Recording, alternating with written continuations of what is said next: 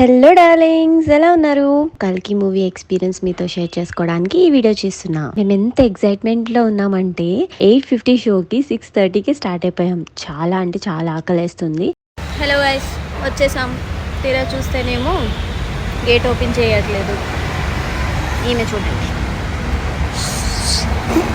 మాల్లో 2 hours ముందు ఎవడన్నా వస్తాడా? గైస్ మాల్లో మూవీ చూడడానికి 2 hours ముందు ఎవడన్నా వస్తాడా?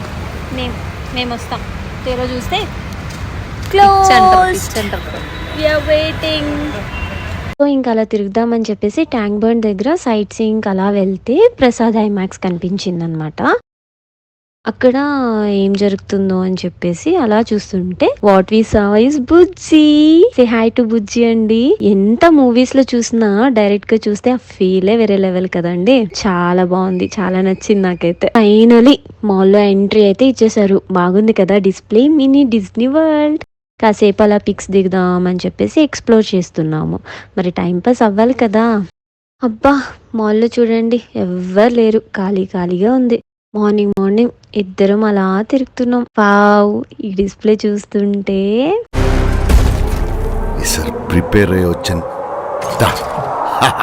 I'm so excited, waiting for it darling అనిపించింది నాకైతే. మూవీ అయితే చూసేసాము. అమేజింగ్ ఉందండి. ఫస్ట్ హాఫ్ కొంచెం స్లోగా ఉన్నా లాస్ట్ కి మాత్రం మ్యాడ్. అసలు చాలా బాగా తీసారు, చాలా బాగుంది. A few hours later.